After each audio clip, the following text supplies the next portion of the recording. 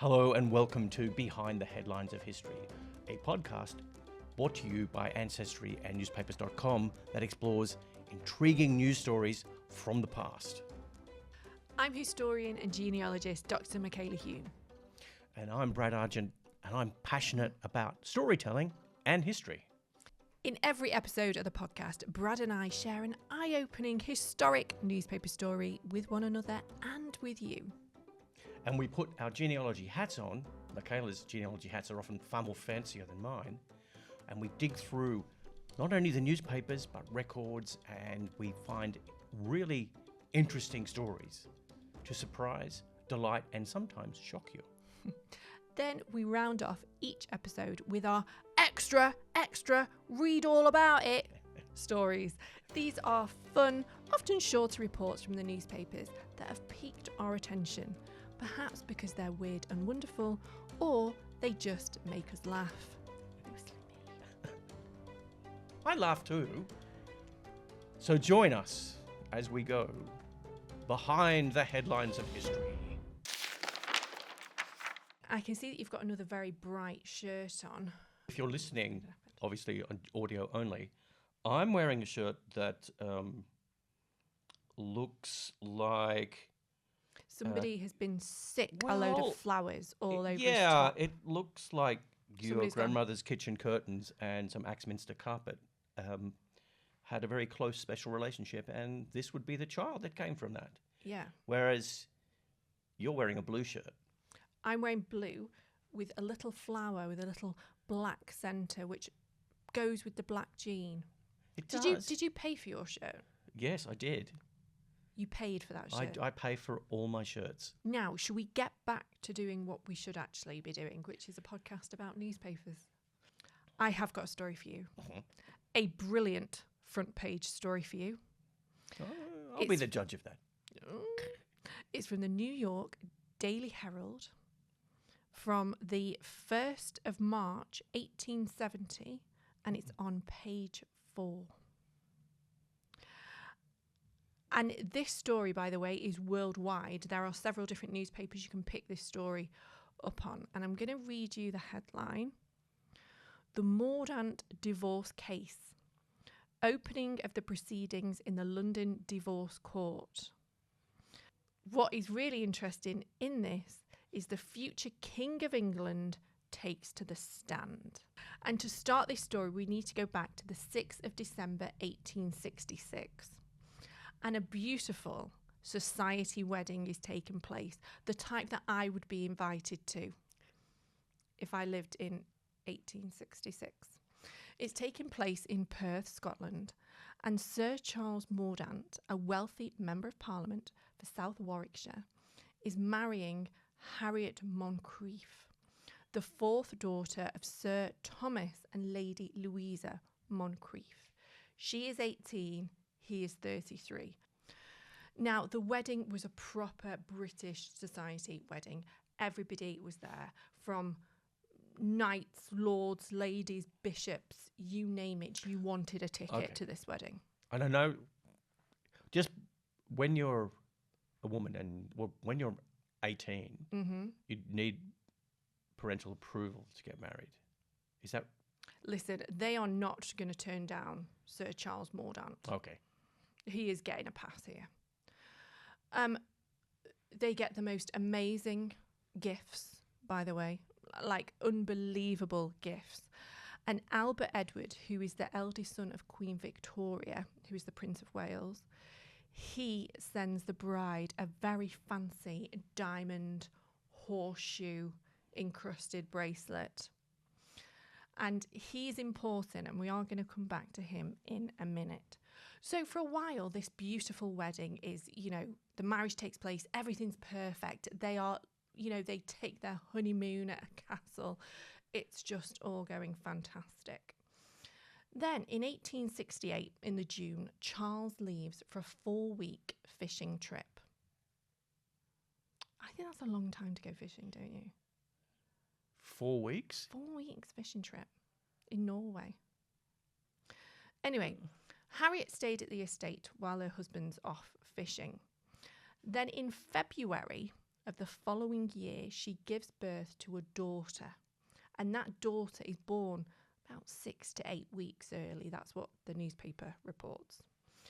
They name the child Violet Caroline, and the second name is after Sir Charles Mourdaunt's mother, right? But then Lady Mourdaunt drops a bombshell that nobody sees coming. She says, Charlie, I have deceived you. You are not the father of this child. What?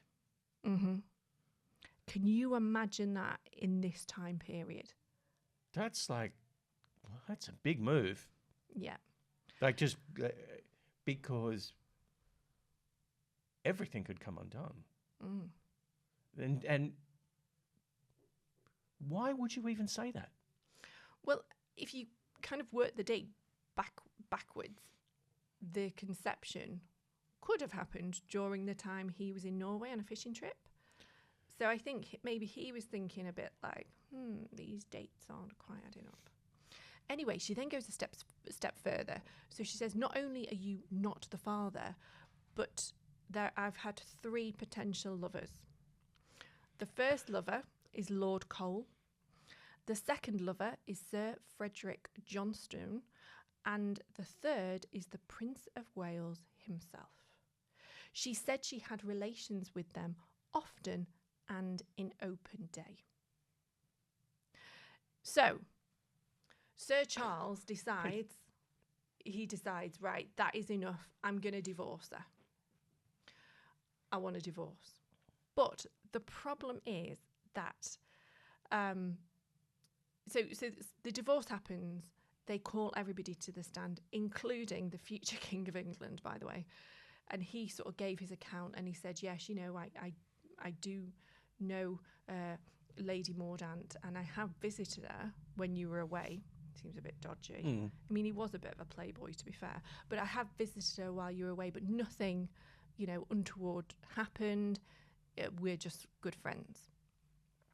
Anyway, during the trial, Lady Mourdaunt was declared insane. They basically argued that she was suffering from some sort of like postpartum psychosis.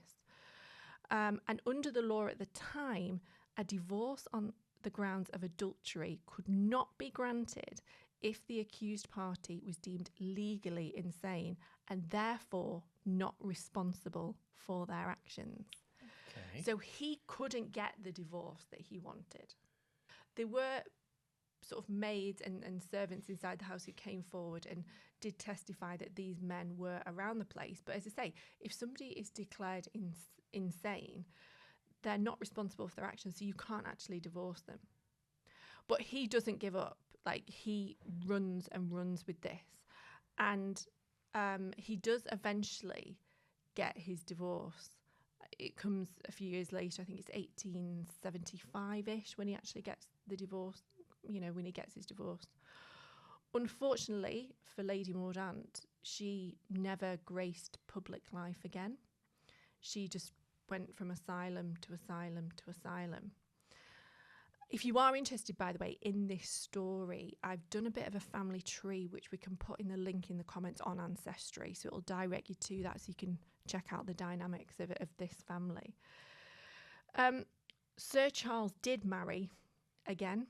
He married Lady Cholmondeley in 1878. So 3 years after his divorce, he gets married. He dies in 1897. As mentioned, Lady Mourdaunt just goes from asylum to asylum to asylum for the rest of her life. She dies in 1906. She was 58 years old. And you might be wondering, well, what happened to the daughter? Yes. Like, yes. Where is she? What happened to her? So Violet, so Lady Mourdaunt's parents were given full custody, basically, of Violet. They were going to bring her up. Sir Charles did agree that he was going to pay sort of an annual allowance to her, as he also did with his estranged wife, that he was going to pay them an allowance. But reading between the lines, I don't think he actually wanted anything. I think that was the ties cut then. You know, I'll pay for her, but that's it. So she continues to live with her grandparents, the Moncriefs, in Scotland. In 1890, She married Thomas Henry Viscount Weymouth, who's the 5th Marquess of Bath. So, and if anybody has been to Longleat, which is a safari park in the UK, that is the home seat of the Bath family. As I say, I've done a family tree, and I have also got her death certificate, which I will link in the comments if anybody wants to have a little look at that. So she kind of married okay then. So the daughter, did okay, did sort of really well for herself. There was no evidence that Sir Charles went to the wedding. I couldn't see anything in any description that he went to the wedding. There's also various different debates as to whether she was insane, or whether it suited him to have her, in an asylum classed as insane. And then he could obviously remarry and carry on with the rest of his life. So we just don't quite know, really. Yeah, that's a fascinating story, isn't it? Because not everybody could get a divorce back then. It was so expensive. So, most people would just have to have shrugged and got on with it. Yeah. Have you ever found a trial, though, where they called up basically the Prince of Wales to testify? But by the way, he gave his testimony, but nobody was allowed to question him. So you weren't allowed to ask him any questions. You weren't allowed to you weren't allowed to cross-examine him. He was just going to give his version of events, and then that was it. You weren't allowed to unpick it. Well, he looks as guilty as a puppy standing next to a pile of poo. I mean, he was renowned. He was married at this point, but he was renowned for being a bit of a playboy. It doesn't sound like the behaviour of somebody with a mental health issue.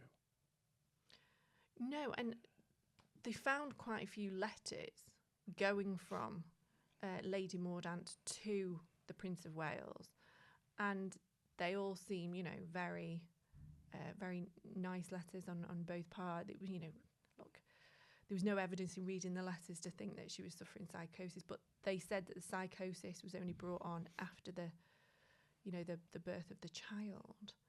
But yeah, it got me thinking, actually, when I started my family tree, although many years ago, 20 odd years ago, I think I thought that I would be living in that society. I'd be dressed like Jane Austen, roaming around stately houses on horseback. Didn't quite happen. We were very poor, lived in two up, two down terraces, worked in factories our whole lives, like, one meal away from the workhouse. But yeah, so I got really involved in this research. I can see it. I had a great time. Well, I can see the appeal, because it's one of the great things about criminals and kings are well recorded in history. Everybody else that's in between gets nothing. Yeah. I'm on the other end of that spectrum, whereas my family history, my mother's side of the family, sorry, Mum, is riddled with convicts. But it's great because there's so much information about them there. I haven't found any royalty yet. I keep looking, but I haven't found it yet. And so you do get, this is why you get great stuff about people with nobility, with connections. Not only will they appear in the newspaper, but they'll also have access to services that just make them more recorded. I think we could solve this with DNA today. That is exactly what I was thinking, Brad. I think it would be possible to test someone who is descended from the daughter, assuming she had issue. Look at those results and have some indication of what the potential paternal line was. There's 3 men in the frame, so, Yeah, but the other issue that you're going to run into is if the 3 men in the frame are also nobility. All of them. They all share the same kind of DNA anyway, because they, we would have to knock on the door of Buckingham Palace and say, hi there, it's Brad and Michala here. We're from Behind the Headlines of History. Is there any chance the king maybe could, I don't know, give us a bit of his DNA so we could just see? I'm absolutely happy for you to do that. I will be behind you. A Will you long, be long way behind behind me? you. Yeah. Behind you. I'll support you from the distant rear. That's good to know. It's good to know. I've got your support, Brad. Anyway, moving on. Because I have a cracking story. And this story, it kind of just jumps out of history at you. And I like this story because it's a little bit different. Okay. So it takes place in 1902. Now, this story comes from a place called Bathurst in New South Wales, Australia. Now, Bathurst is west of Sydney. It's probably I don't know, it used to be a 4-hour drive. It's probably a 3-hour drive these days. And it's in the National Advocate, it's the newspaper. 21st of November, which was a Friday, 1902. It's a page 2 story. It's not a page 1, but it's a page 2 story, and it's a big story. Okay. And the headline reads, Cowra hotel keeper fired at, wounded in 3 places by his own housemaid. What? This is a romance kind of gone wrong story. Oh, I love these stories. So who's our protagonist here? The protagonist is a young woman, 22 years old.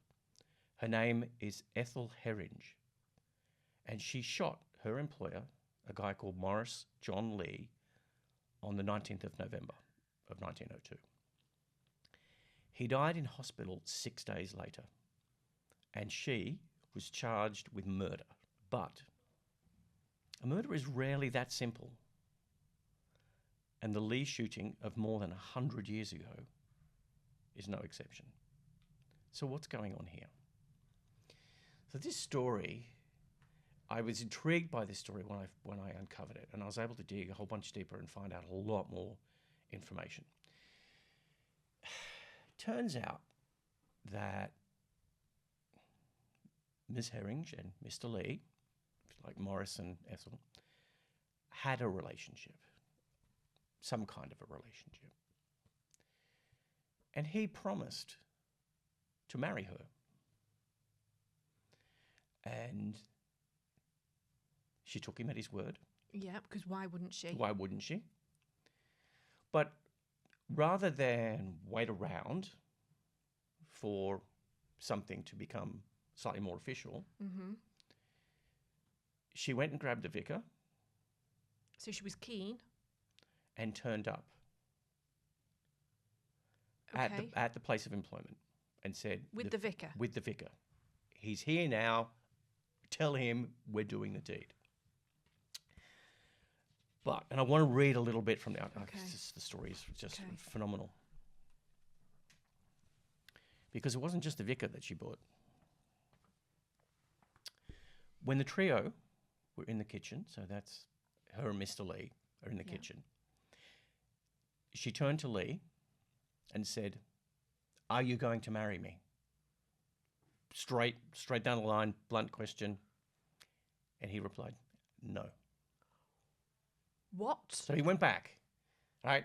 He backpedaled quite fast. Do we know why? Well, I could be flippant and say he was just a man and it was a commitment and he was just backing out. I don't really know why. We never really got to the why because I think he died before he could really explain himself. Okay. And then she said, "I will give you a second chance. I will shoot you if you don't." And he replied, "Shoot away." So he would rather be shot, potentially fatally shot, than marry her. Mm. So you'll never guess what she did.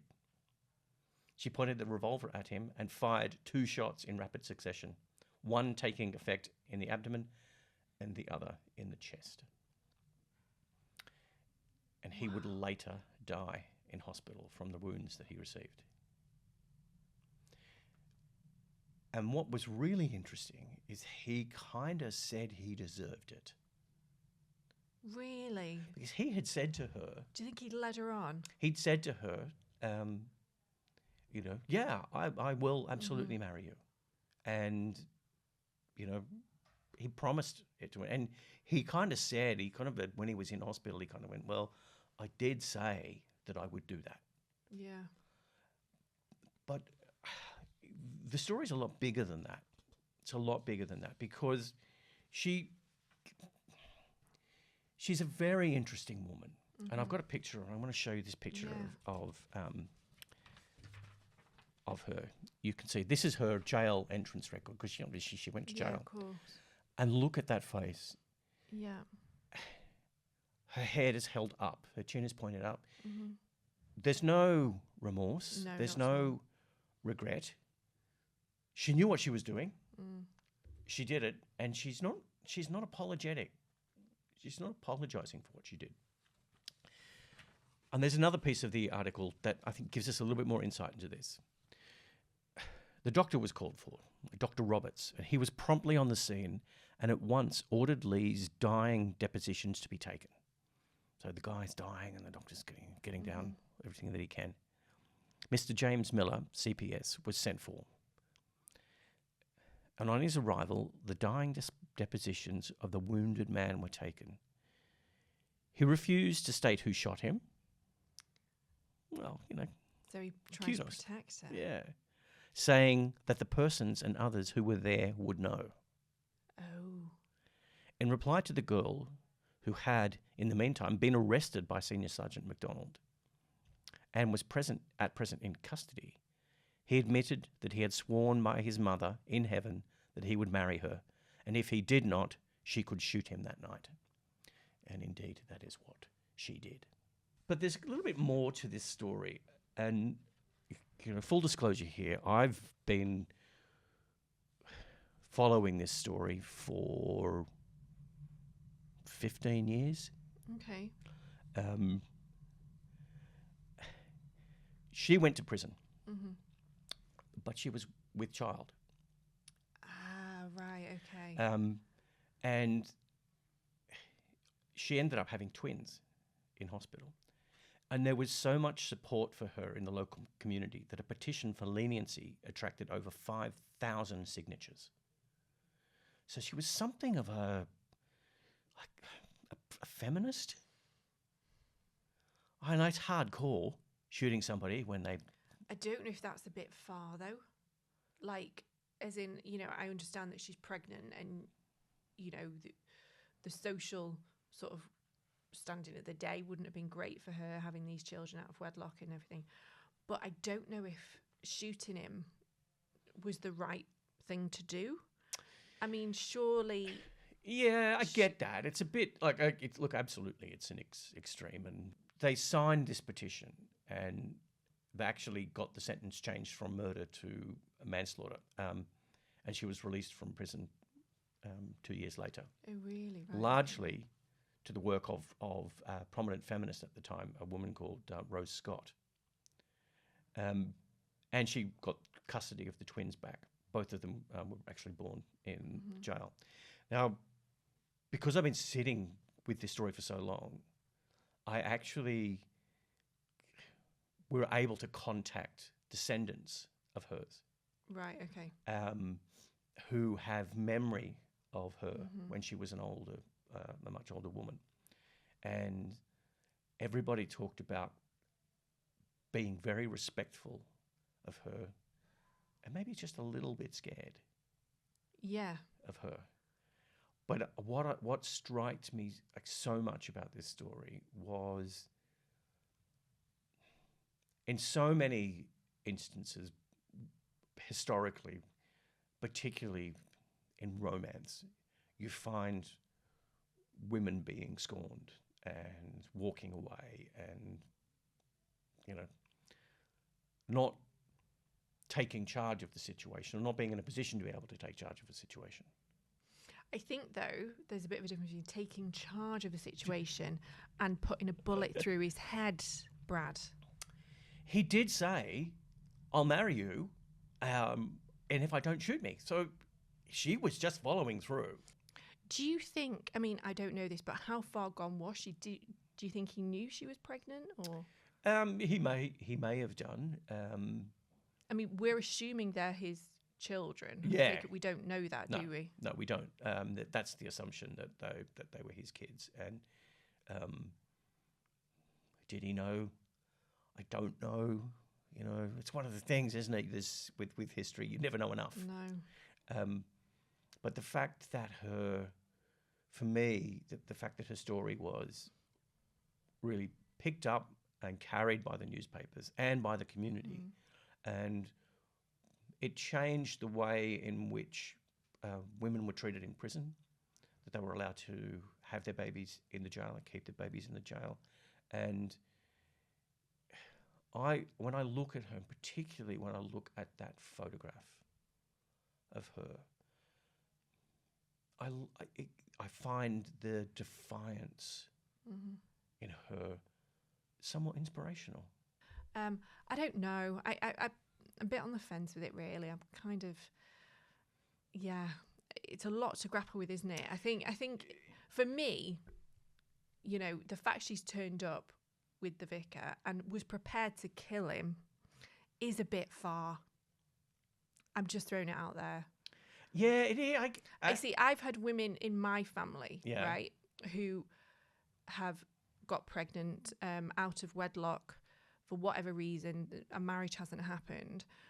They have gone at the person through the court. So there's bastardy records that they've tried to get maintenance.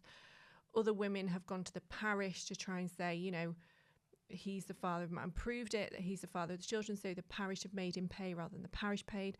So there's other ways women in my own family and in my own research have gone about it rather than murder.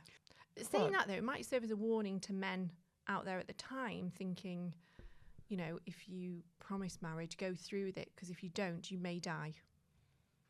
Yeah, it would be. I would love to get an insight into the mind of other men at that time and how they interpreted that. Quickly rushing down the aisle.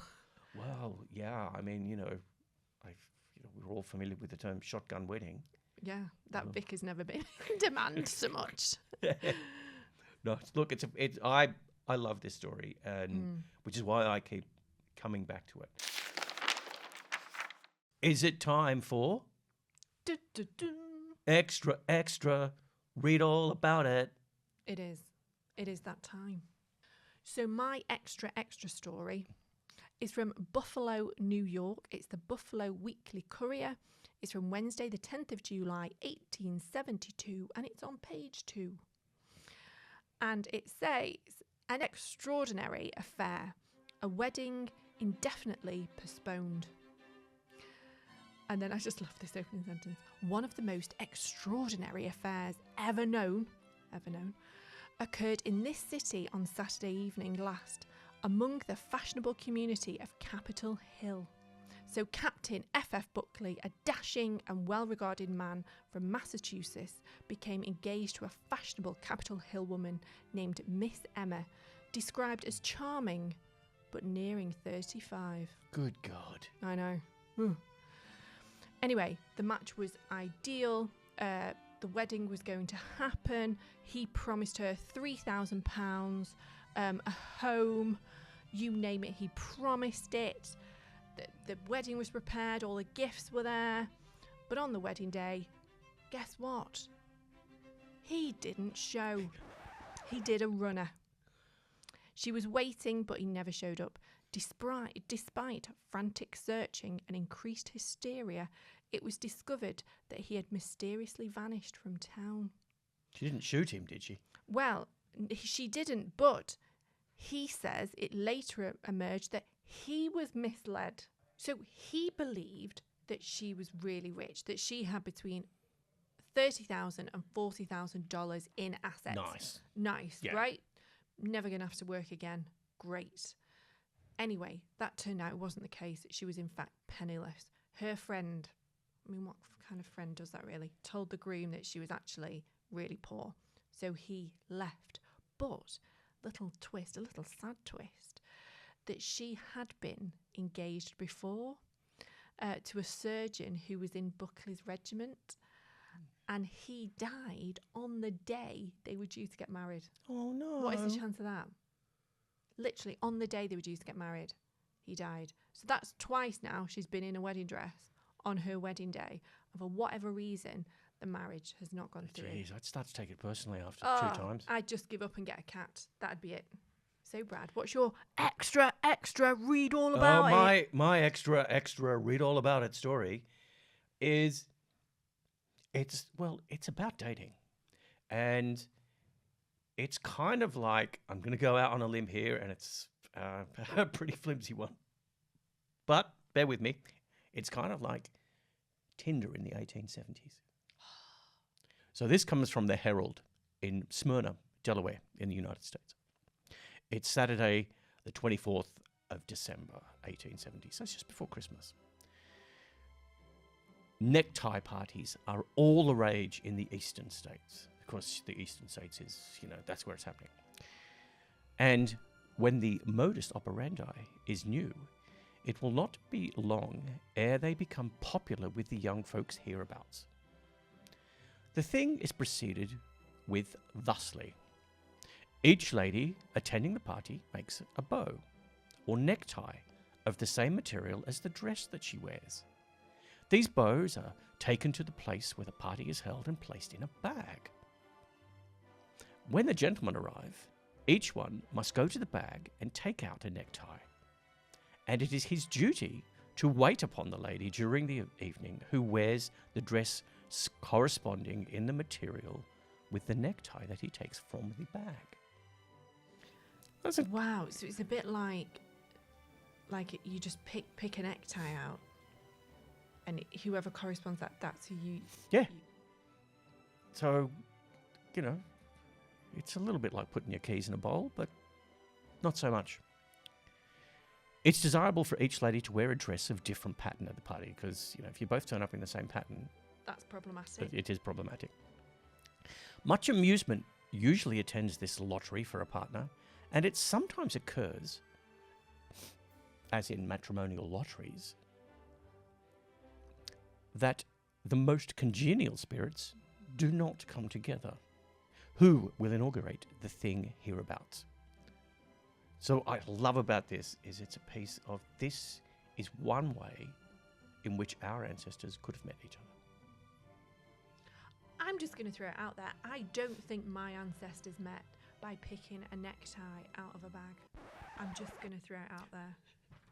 I think it was like, you work in the mill and I work in the mill.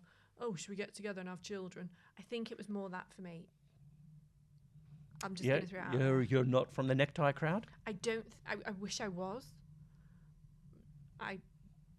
That's the sort of family tree I thought I was getting when I started this journey. Could you see this making a comeback? No. And I'll tell you why. Because people don't go to that effort anymore, do they? You've got to make a necktie that matches your outfit to start with. Who's making neckties? Who's even making outfits nowadays? I think if we made it artisanal somehow, it would be a hit. Okay. Well, that is it for this week. I really, really hope you've enjoyed it.